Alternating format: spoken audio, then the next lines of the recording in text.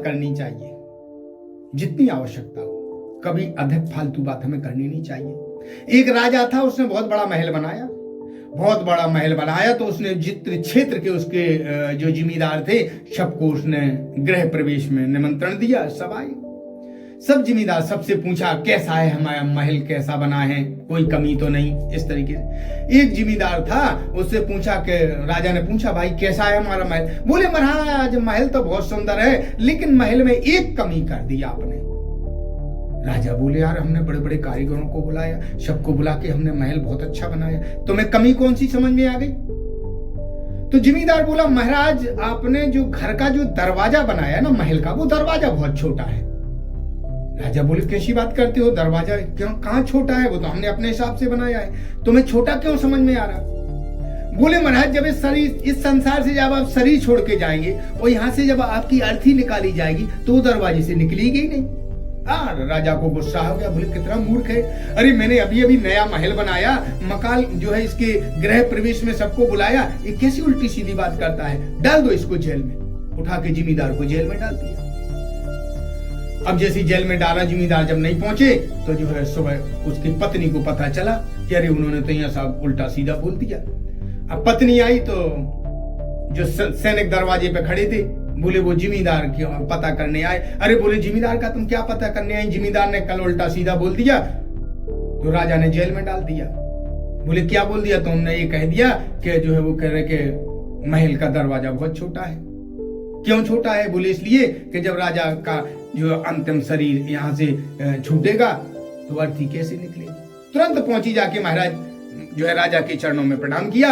अरे बोले महाराज आप जिम्मेदार की बातों में आ गए, अरे वो तो घर में भी लड़ते रहते, वो गांव में भी लड़ते रहते, उनमें तो बुद्धि है ही नहीं बिल्कुल। वो आपसे क्या कह रहे थे कि महल का दरवाजा बहुत छोटा है, इसमें अर्थी नहीं निकलेगी। बोले हाँ देखो तो उस मूर्ख को, हमने अभी नया महल बनाया, इतने जिम्मेदारों को बुलाया, सबने सराहना की, वो ऐसा कह रहा था। अरे बोले महाराज वो महान मूर्ख है, आप उनकी बातों में बिल्कुल मत आओ। ऐसा करना कि जब आपका अंत समय आए आपका और जब शरीर छूटे तो बोले यहाँ से जो है अर्थी अगर नहीं निकलती है तो शरीर के टुकड़े टुकड़े करके और फिर छोटी सी बना के और निकाल देना। राजा को और गुस्सा आया, बोले इसको भी जेल में डाल दो। उसे भी जेल में डाल दिया। अब लड़के को पता चला कि जो है हमारे माता पिता दोनों जेल में बंद हो गए। जैसी लड़का पहुंचा, लड़का को सारी जानकारी मिली कि पिता ने ऐसा कहा, माता ने ऐसा कहा। पहुंचा राजा के पास पहुंचा और जो है चरणों में प्रणाम किया। अरे बोले महाराज हमारे माता पिता दोनों महामूर्ख है, घर में भी लड़ते रहते, गांव में भी लड़ते, रिश्तेदारों से भी लड़ते, परिवार वालों से भी लड़ते, दोनों के दोनों महामूर्ख हैं। अरे उन्हें क्या ज्ञान। बोले पिताजी क्या कह रहे थे, यहाँ से अर्थी नहीं निकलेगी। माता जी क्या कह रही थी, टुकड़े टुकड़े कर लेना। अरे महाराज आपको कुछ करने की जरूरत नहीं है, यही बीच आंगन में गड्ढा खुदवा के वो अपने पार्थिव शरीर को उसी में दफनवा देना। राजा को गुस्सा है, बोले ये तो और महान मूर्ख निकला। बोले इसको भी जेल में डाल दो। उसे भी जेल में डाल दिया।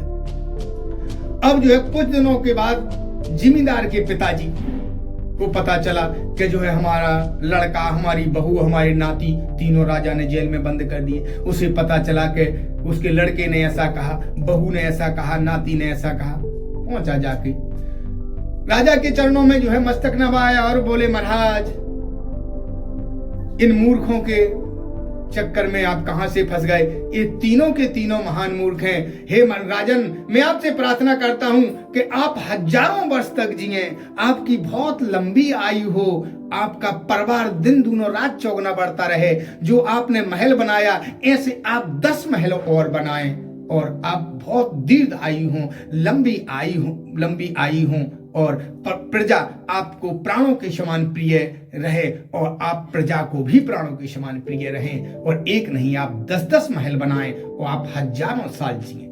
राजा प्रसन्न हो गए। प्रसन्न होने के बाद बोले बोलो क्या चाहिए तुम्हें, हम प्रसन्न हैं। बोले महाराज तीनों मूर्खों को जेल में जो बंद किया है उन तीनों को छोड़ दिया जाए।